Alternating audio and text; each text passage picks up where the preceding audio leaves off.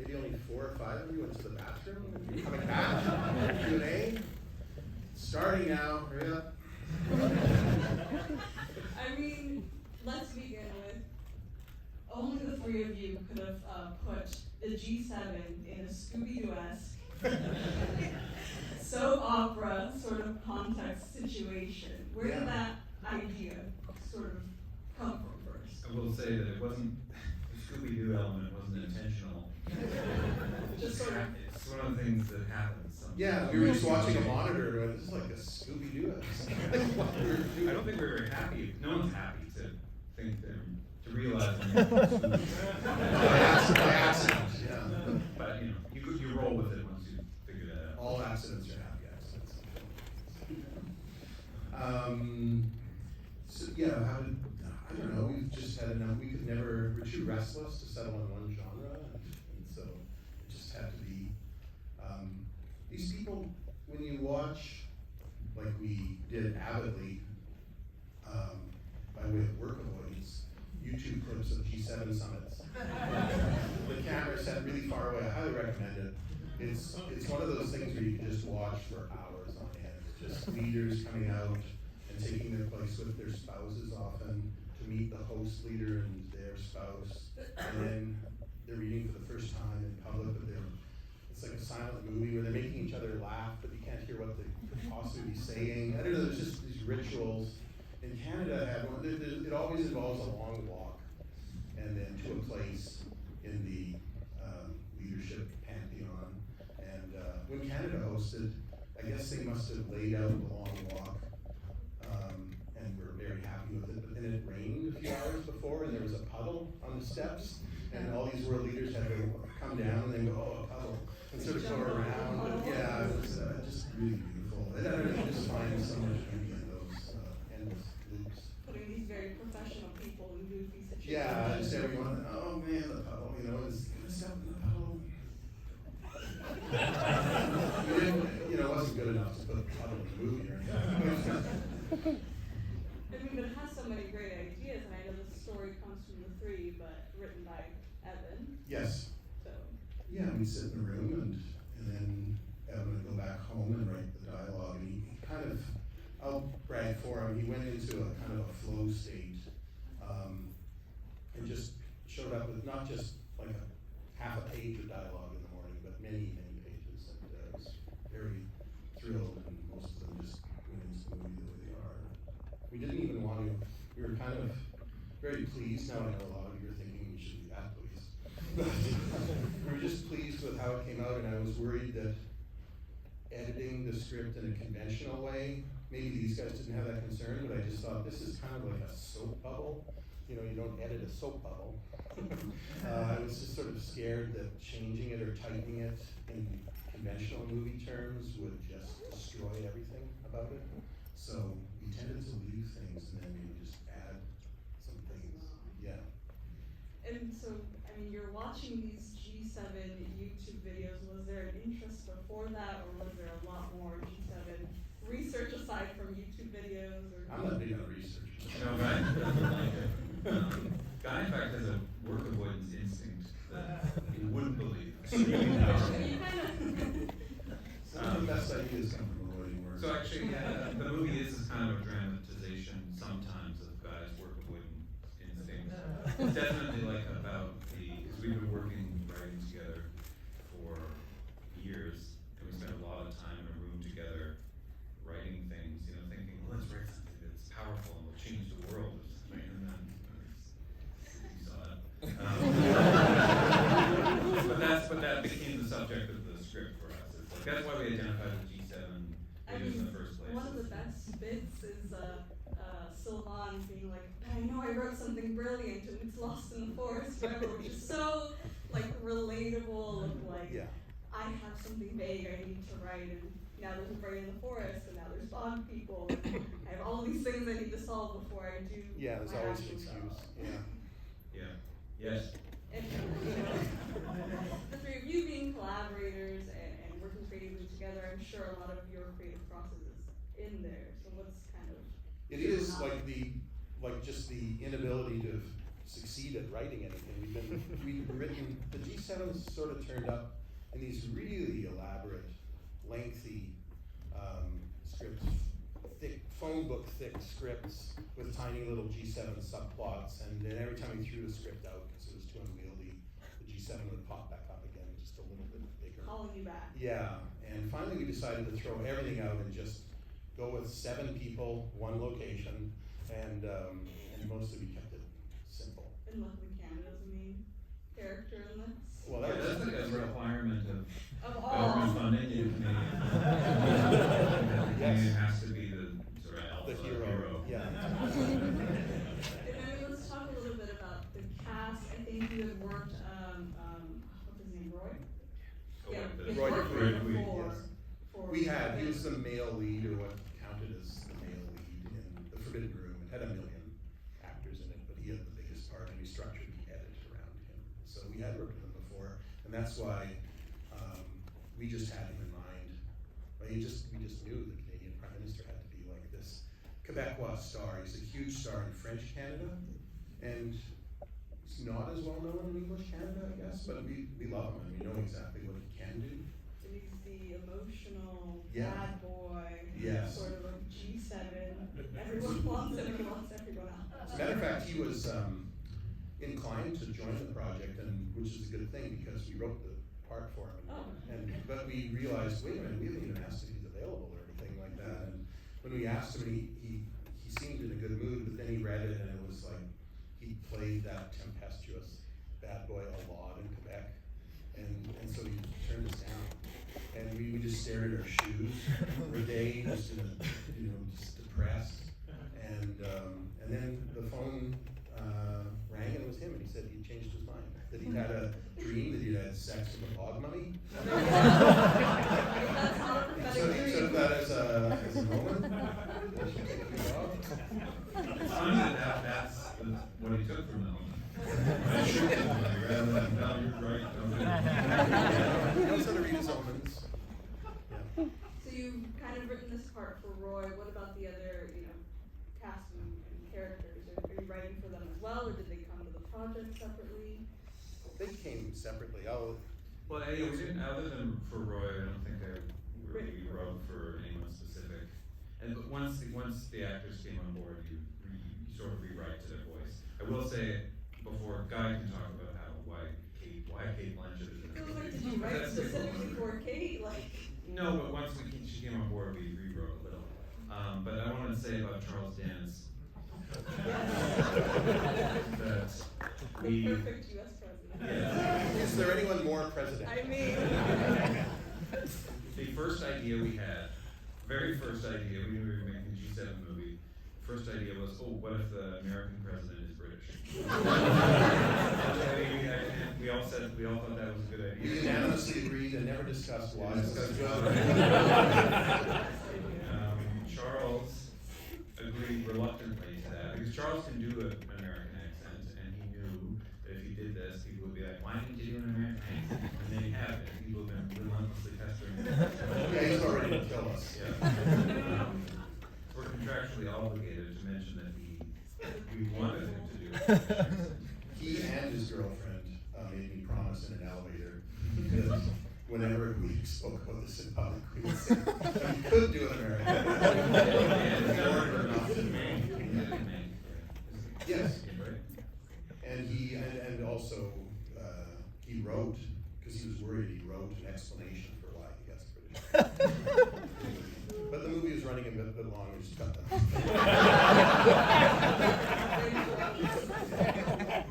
But he's also just, I want to say, the greatest. Charles Dance. He is. The greatest actor. He's terrifying. Very scary. You're scared of meeting him, and then, but he's so affable and cuddly and really affectionate. and then you've also got Alicia Vikander just Yeah. speaking Swedish. the Yes. entire time. What was the decision there, casting her? Well, it was Dutch in the script, wasn't it? I'm sure that we couldn't find someone with her star power who was Dutch, so Swedish seemed like the next best thing. When we first sent the script to Alicia, she didn't even have lines, and we just wrote gibberish. We just wrote the word gibberish, and she was sort of insulted. She was like, "Can you give me lines?" We're like, Why? "Sure, so." You gotta write lines now? You're an Austrian, you can figure it out.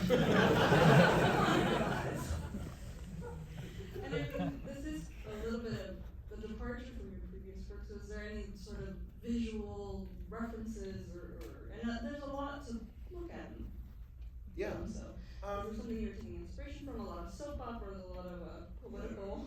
I guess, well, my other movies, a lot of them, not all of them, but a lot of them are rooted in the, you know, the Decasia film stock as it's going through the projector, and you get the feeling that maybe you're seeing the film for the last time or something like that. But we sort of reached the logical endpoint with that, with the Forbidden Room in 2015, and we started experimenting with other things. And then the script is just set in an unspecified present day, and we felt the movie should start kind of grounded in reality, whatever that means, and then the reality of G7 summits. And it should look, you know, be daylight, just no Vaseline on the lenses or no anything, you know, just these people's just you know, dancing their choreographies, diplomatic choreographies, and then maybe just anchoring the beginning of the movie that way and letting them establish their soap operatic relationships with each other, but in this grounded visual way. And so, you know, we built the gazebo, but it's, if we found one that fit, we would have just used one that was found. But we did location scouting in Hungary and couldn't find one exactly. Found one that inspired this one, but it only sort of seated 5 world leaders and not 7, so we had to build our own. But it was just, yeah, just like normie filmmaking that way. Here we are in virtually Hollywood talking about, you know, they built a gazebo? We were experimenting with being in focus. Have you ever shot in Hungary before, or did that present any new No. challenges for you? It was pretty easy. They're very skilled crews, really affable people, and apparently crews don't love working all nights, an entire night shoot, and actors don't love it either, but no one complained that I could hear. Really nice. We worked from 5 p.m. to 5 a.m. conventionally, and, but I whenever I felt sorry for myself, which is frequently, I would just say, I'm in the middle of a forest in Hungary with a fog machine produced, And you a know, giant brain yeah, and bone people. everything, yeah, I was going, I'm pretty lucky. That giant brain was great to look at, just in person. What is that like? How did you make that giant brain? I didn't touch it. Styrofoam, and latex on top to make it a bit squishy, and then there's the flannel material that, you know, And set it off. how many takes did that? We only got one brain, one take. You only got one brain? Well, it Yeah. exploded, but they Yeah. did too much, we kept saying add more of the final. I was scared of one of those underwhelming Like a really flames. thin little, Yeah. but no, it exploded. Yeah.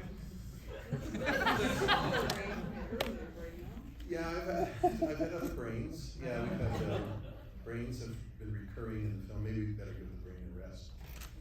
Next one. It's a great visual. I do like just the sight of it, just sitting there thinking. And there's something like a brain is such a disappointing thing. I think. It's just this wet, gray thing, and it's responsible for like so much of the efflorescence of beauty in the world, and it's just this wet little thing. I don't know. I think Yeah. brains are great. Yeah. They're disappointing looking, I guess. They need a little bit of movie magic. They need to be pink. They look like intestines. Yeah. Yeah. Intestines are just for holding shit. It's just rearranged slightly. Moving it Yeah. along. Yeah, moving the shit along.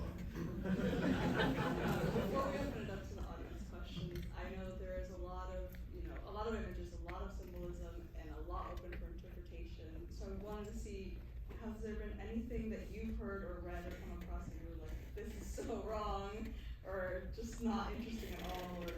I've heard some people theorizing things. I don't read reviews anymore. I've been beat up so much in my lifetime.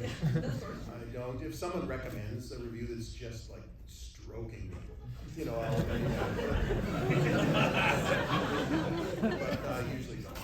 And but in the writer's room, I know that whenever we felt like something's starting to coalesce into something like an allegory, and I hated finding allegories in high school English lit. I got a, you know, It's not doing it. like I got a 50% in grade 12 English, and so we just vowed to whenever the writing started to making an allegorical shape, that we'd just take a hairpin U-turn from that, and so there's a lot of symbolism, avoidance, and stuff like that. So It kind of annoys me when people think that Charles Dance is supposed to be Joe Biden and Roy Dupuis is supposed to be Justin Trudeau.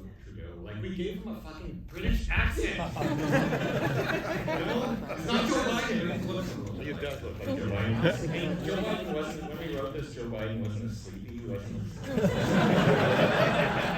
Now, you know, he's sleepier. He's sleepier. No, just last night I was talking to someone in Columbus, Ohio, and where the wonderful Leslie Wexner had me over. Jeffrey Epstein's best friend. Did it all. It's the Wexner Center. His name is on it. Never met him. Never been on his plane or anything like that. Someone did ask me if the G7 leaders stood for the 7 deadly sins or something. Well, maybe that's why the G7 was formed, but I was wondering. Sloths being, the Biden figure. I mean, but that is one of the funniest points in the movie is figuring out how to text the pedophile chatbot, and that's Yeah. all the things they like. Yeah, they actually figure it out together. Yeah. It gets to the thing. Gets them excited. Yeah. Yeah, they figure on that one. Okay, I think we're ready. Ready for a question? Stage manage pieces of nonsense that don't actually move forward any legitimate Anything. political international Yeah. goal. So the question is, did you just stumble onto this truth, or is any of you have? Isn't it pretty obvious? Well, I'll tell you, it's interesting because at the time we were studying it because there was all this hope associated with not only the G7 but also the European Union and the Maastricht thing, etc. And it was just fascinating to see you guys come up with what's really a fairly sophisticated political analysis in a surrealistic Scooby-Doo film. So, my question is, do you guys, you say it's obvious, that just from watching videos, or did you do? I don't know it's also like we were always gonna. All the right names, all the right cities, the WTO fight in Seattle. It was just interesting to knowledge about this, to see how well you did your research on this area. Yeah, well, Guy didn't, we've established he doesn't like research. So I did some research. But that was mostly, there's a good website, a G7 website that has all the statements, the provisional statements they've ever. I've read a lot of those. They really are. They're very, Yeah. similar to some of the stuff. Yeah. And I don't know, I think just watching enough G7 summits, you can only conclude that they're basically propaganda to make, they confer legitimacy on the leaders in their home countries by making them appear with other leaders. That's all they do. I don't think they do anything else, unless someone else here has been in an opposing panel. Something else, there might be other opinions, but that was our conclusion. Well, you were correct. So. Thank you. This guy knows. Like, you mean the music? Yeah. I'll let Galen handle that. The movie's very silly and very stupid, and we just thought it would be funny if the movie itself sort of took it very seriously, as if it was like Lord of the Rings or just a very sincere adventure movie, and we just found the disconnect between the sort of sincerity and melodrama of the music and just the absolute idiocy of what's going on. We found that just very funny. Is that right? Yeah, I should add that Galen does sound design on our films. There was a composer as well.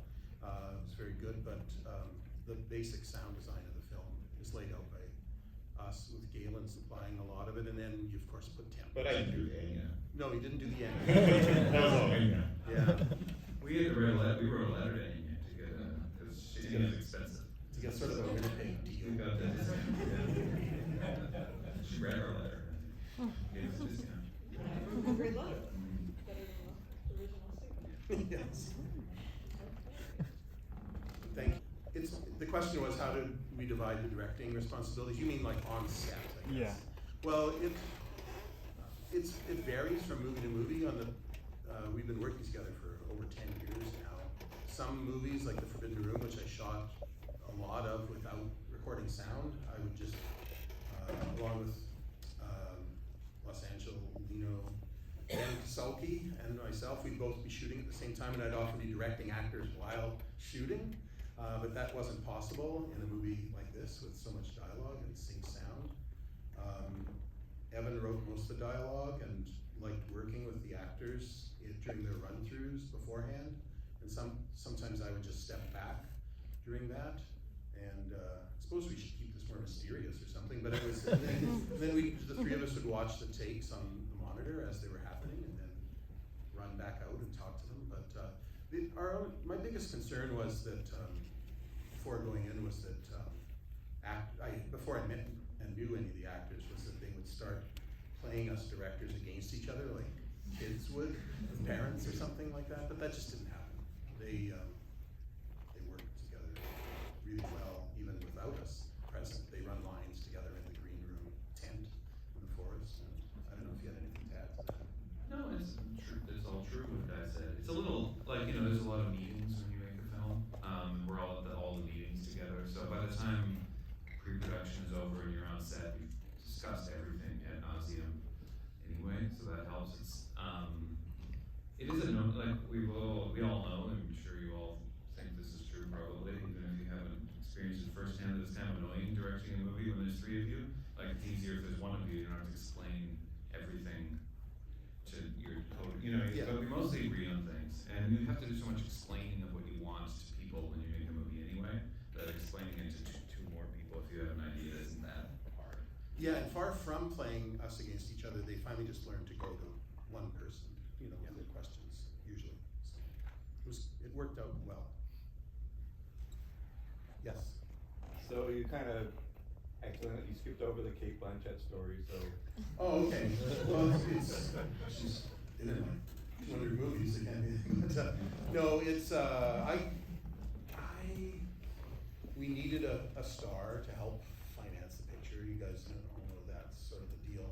And I met and become friends with Ari Aster. And Ari Aster knew Kate a little bit, although they never met in person. They just exchanged texts and phone calls maybe. And Ari, who's an executive producer on this movie, just said, would you like me to ask Kate or something? And so he just arranged for a phone date, and I talked to Kate for exactly 61 minutes, and 60 of those minutes were just talking about other stuff, and then the last minute was have your people call mine, and I'll do the movie. So it was great. I'd also was a bit emboldened that I saw her in the Criterion closet, and she had pulled one of my movies. So I had to thank the people at the Criterion Closet in New York for helping get Kate into our picture. Sure.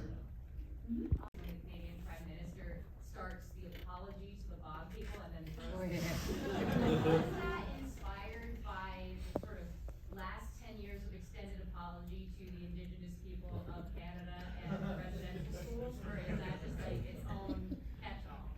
Here we go. Yep. It's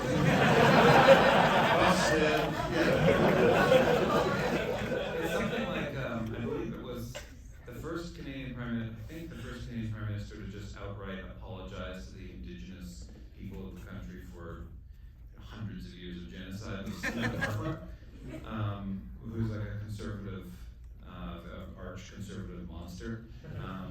So there's a built-in irony there to us. But also it's just something that Canadian Prime Ministers have learned to do. They all do it. They apologize. You apologize and then you don't do something. But it's also more universal than that. I think we wrote that early, it came from an earlier script, and it was more about apologies in general. Like, what is an apology except you say this thing, and then you throw a shovel at somebody and run away. That's what an apology is. Yeah, it's hard. The follow through of a good, proper apology is difficult. It's that last bit, but you always just, was that enough? I hope so. Yeah.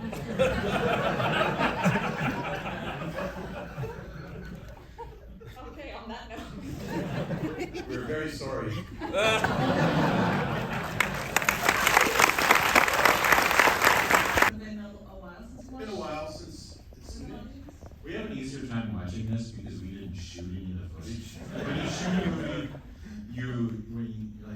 watch like Rumors or something, and I'll just be reminded of the day we shot this scene, and like, oh, I wish we fought for a better location, or oh, I wish we did this differently. There's just so many regrets, but we didn't shoot any of that, so we're just fans. Fans of your own composition. Sort of, yeah. Yeah, fans of the emulsions, the acting styles, the cast, you know. Yep, it's a great cast. It's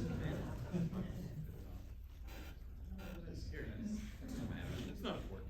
I'm gonna say that watching Dick Miller run, you realize men ran in movies differently. They had a different, they had a kind of floppier run. I miss that run. I want to go back to that run. But you see the people waving at the ships. Oh, they're very, very fast. Exactly. But watching this right after Rumors, I feel like it's such a treat because you get to see, you know, your creative process and project avoidance and everything like that, and then the outcome of putting something all together. And I know this started off as a commission from the Yeah, when Noah Cowan was the director of the San Francisco Film Festival, it was their 60th anniversary, and he called us up and asked if we'd like to make something as a tribute to San Francisco in the cinema, that sort of thing. And, That was the whole problem. yeah, that was it. And we were told we'd have a fair usage lawyer and a composer, Jacob Garchick, and the Kronos Quartet. And so, a nice little team. And we learned a lot about fair usage. But basically, we didn't have an organizing principle. We knew that we started thinking right away of city symphonies, you know, those movies, Berlin Symphony, City, and the movie kind of stuff like that, apropos to Nice. And we just started watching footage. These guys started downloading stuff, and we started watching it, much of it in fast forward. I was home from teaching in Boston for a few weeks, and then I had to go back to work, and these guys just started cutting things together, and they were sending me stuff to show me and really delighting me and surprising me.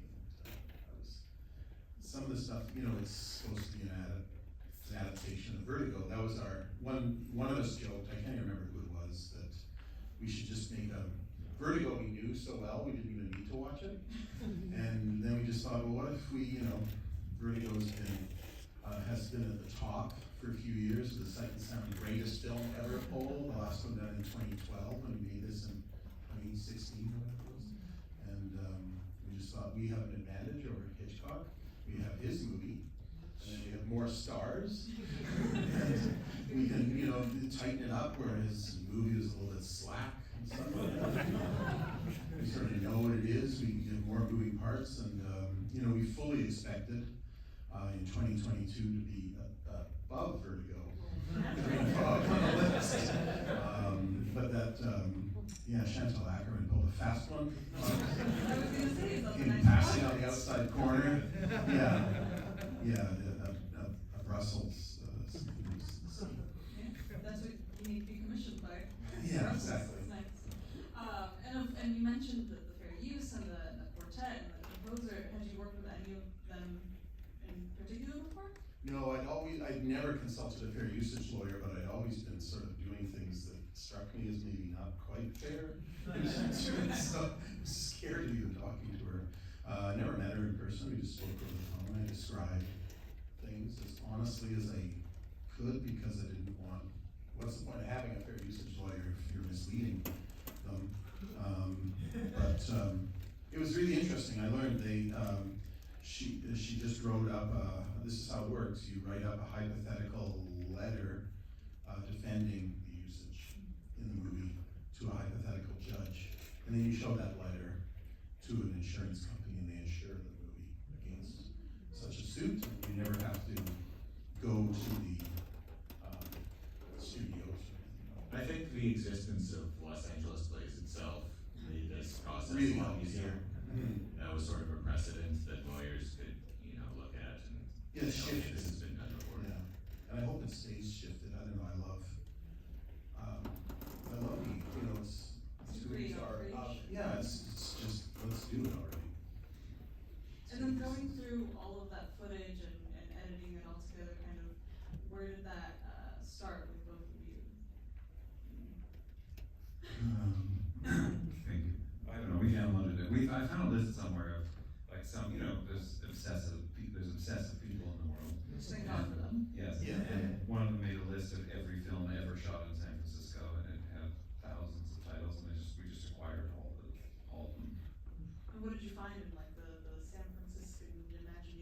Well, it's striking just how much of Vertigo you can recreate using other movies that were made. There's so many, even just like. There's people dangling from a lot of eavesdrops. because San Francisco has heights, so it inevitably ends up as a, like, fear of heights ends up as like the subconscious in a lot of San Francisco-based movies, just for that reason, just because it's hilly, I guess. And there's a striking number of movies where there are women haunted by paintings and men looking at women. Yeah, some of them Hitchcock may have ripped off, and then subsequent movies were ripping off Hitchcock, but it's there for some reason in that city. I guess it was that, because we didn't decide right away to use Vertigo as an organizing principle. While we were watching together, we noticed lots of Vertigo stuff popping up. Right.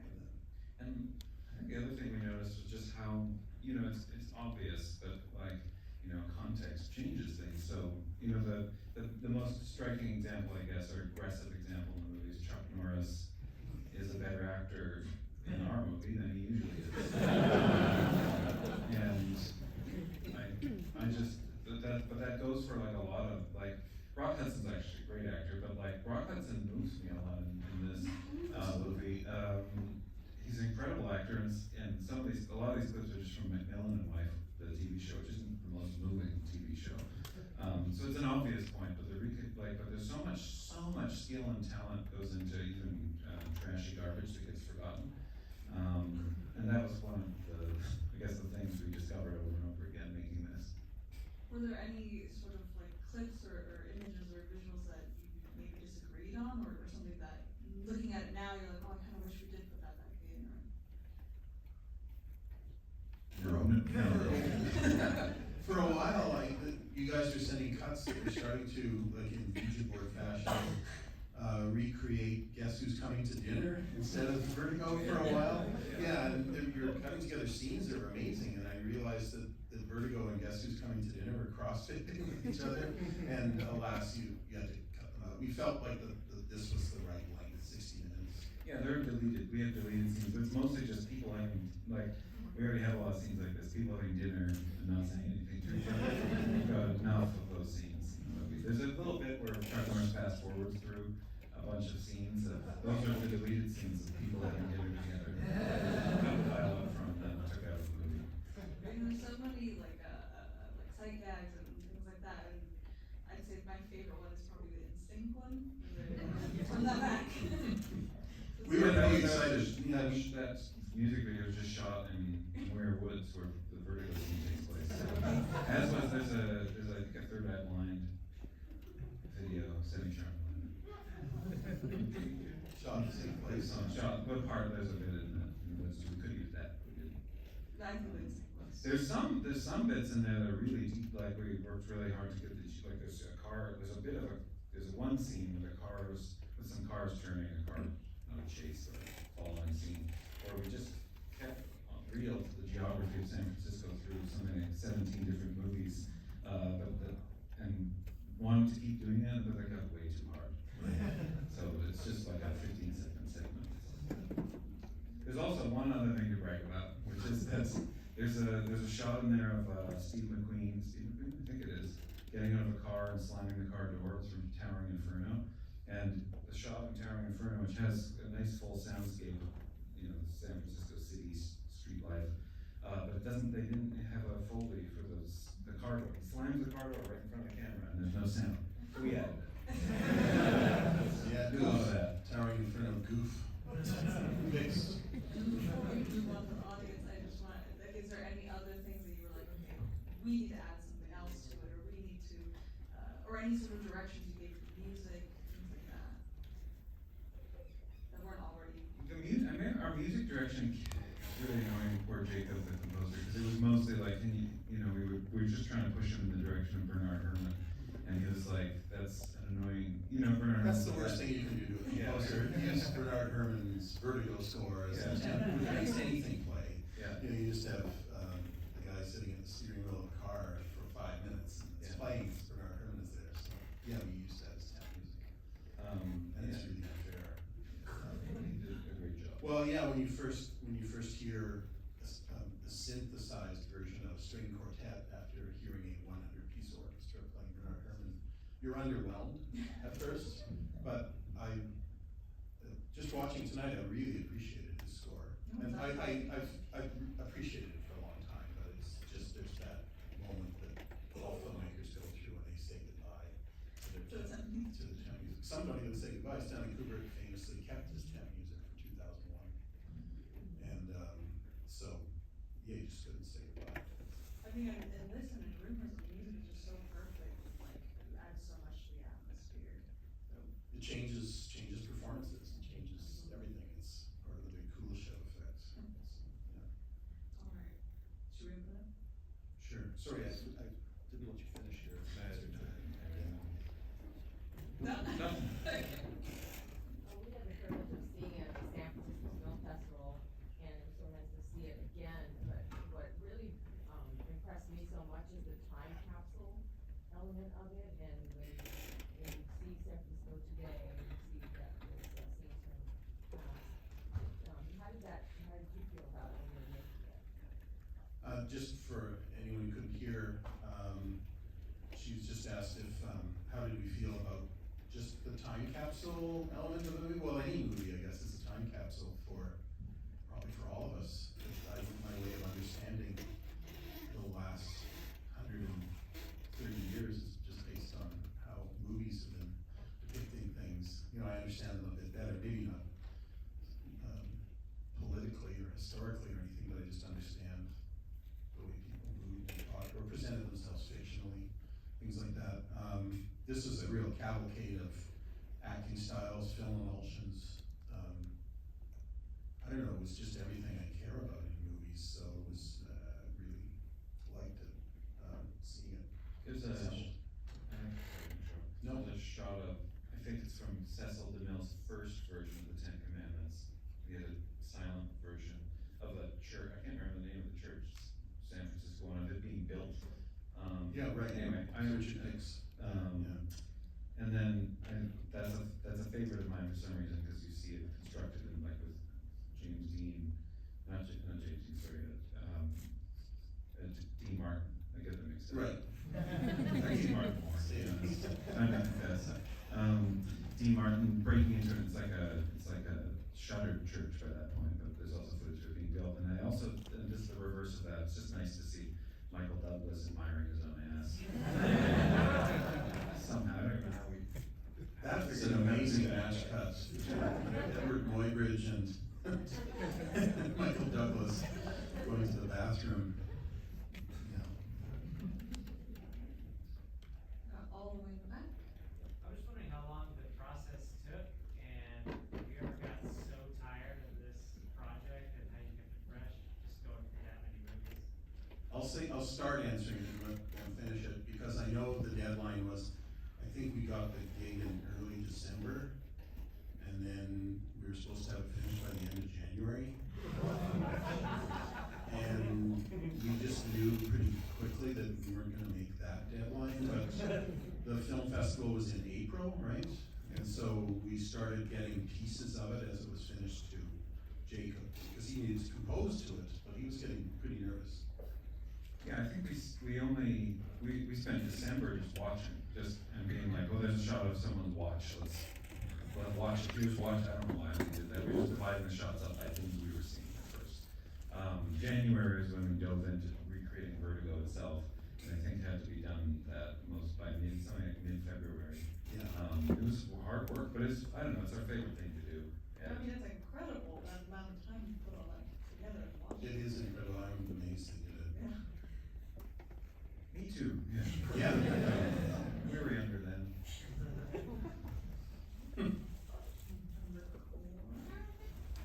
Yes, yes. I'm a fellow producer, so this is a real joy to watch how creatively you use this footage. I've worked with Brady's attorneys on every project, and I've never met a Brady's attorney who didn't at least have a couple of notes about things that they would not let us do. So what is one creative decision or adjustment you had to make to the footage in order to satisfy the need of Brady's attorney? I don't remember having to produce footage. No, but there was we used so much footage from the streets of San Francisco TV show, I think, and from Hotel, another Right. favorite show of ours. That I guess we were worried, or out? She didn't want us to go, wasn't there? Was there talk like that? Yeah, just described it as accurately as possible. The one I was nervous about was your catatonic Chuck montage, Chuck Norris, because it's almost 4 minutes of Chuck Norris, all from one movie, I think. But I think the important thing is to contextualize everything, you know, just like piggyback on what's inherent in the footage you're stealing from. Although I think we did that in 1 or 2 clips, but I'm not gonna say which ones. No, I think we're in the clear. I think you are too. Yeah. Why 4 minutes with Chuck Norris? That was the interesting one, because you were moving quite regularly from source to source, and then we get Chuck Norris, the great actor. Is that why you wanted to show? No, we didn't, we had no agenda, except we were, like, but the process, I don't know, we were skimming through, Neil and I were skimming through, that movie, I can't remember what it's called. Eye for an Eye or something? Yeah, I just looked it up, I just thought Yeah. I remember seeing it. And we just even just skimming through it, there's a section in it where Chuck Norris says, I think his friend has died and he's in mourning. And whenever I just was skimming through it with the sound down, and I thought, oh, Chuck Norris isn't a bad actor. And then I turned the sound up and watched the scenes and he'd talk and look with other actors, and I was like, oh, this is awful. And that made me feel like, obviously, like actors are just hung up to dry by bad scripts and bad directors all the time, but even Chuck Norris could do something powerful, something that we eventually determined we like to say he's sort of Bressonian. He's like not, he's a Bressonian model. There's almost no molding going on in there. That's what makes it moving, kind of. But the reason we did it is we just literally cut that whole every shot of that chunk of the movie where he's not saying anything. This was the rough cut of it. We thought it would be nice with some Wagner Parsifal, because Parsifal wears red, like Chuck Norris' jacket, and then we sent it to Guy, who was at Harvard. Or did we send it to you, or you? Yeah, you sent it to me. We sent it to you, and you just described weeping while watching it, and so we're like, I guess this part's done. I mean, not crying. That's our. Then we tweaked it, had a shot of a dog and a couple shots of Richard Roundtree, and then. Right, because the other thing you did that was interesting was the Rock Hudson stuff, where you've got some sections of him doing really very nice visual, subtle acting in his reaction shots, particularly when he's doing it. It's like, reminding everyone, Rock Hudson could really perform for the He's screen great. without doing anything. Yeah, I agree. I love Don't have him. to do much. There was, I don't know why, we found a few episodes of McMillan and Wife where Rock Hudson was in various positions with a projector or a screen. So we just started using it. We used that as a frame story, just. Yeah, and so much of Vertigo's about, I'm not taking a film school here, but it's the ultimate male gaze movie. It's just someone just watching, surveilling, spying, remaking, gentrifying. So the city and the woman sort of stand in for each other. Every now and then we switch the axes around. There's a scene where Madeline Elster, I guess, is out for coffee with a woman confessing what she's doing. Her friend disapproves. Yeah, I don't know. I don't have an answer for you. No one even asked me questions. No, I mean, that's a beautiful creative process of what you got on this one. It's really just fun watching some of your favorite actors, or just pulling one out of your ass or something and seeing Werner Klemperer. I guess some of the McMillan and Wife stuff is from the last season, where Susan St. James had quit the show, so they killed her off in the show and made McMillan San's wife. And they had him have a different romantic dalliance each week. Watching things with the projector was really great. You added the tape recording and listening, which really kept things. It was really nice to hear the score, Jacob Garchick's score, go diegetic and have it sound like it's being listened to through a tinny microphone at times. I don't know. It's fun to watch again for the first time in a long time. Let's do the one. There's a hand there. You guys mentioned Los Angeles plays itself as kind of a precursor for legal rights that you guys have worked through. I'm wondering, were you also aware of the clock, and was there any kind of dialogue between those two films? Go I ahead. love the clock. Yeah. When did the clock, when was it? I don't remember. Yeah, I don't know, it might have been after. I can't remember. No, I think it was before. Was it, oh, yeah, okay. No, we're big fans. I'm jealous of the idea the best idea ever. We're big fans of Mark Arnold, repurposed footage, his films from the 20th century, late 20th century. Louis Clark was in here earlier, he did Her Fragrant Emulsion, Nancy Farmer, repurposing thing. I don't know, I just love that stuff. I've been going way back to Joseph Cornell and Rose Hobart, and I've just always been a fan of, it just makes you realize how movies work when you're watching a movie that's been cut out and rearranged, and I don't know, it's a narcotic. And speaking of, you've got a few more that were shown here, Bruce? Oh, Tomorrow? yes, this is a little mini retrospective. Thanks for turning out in such respectable numbers.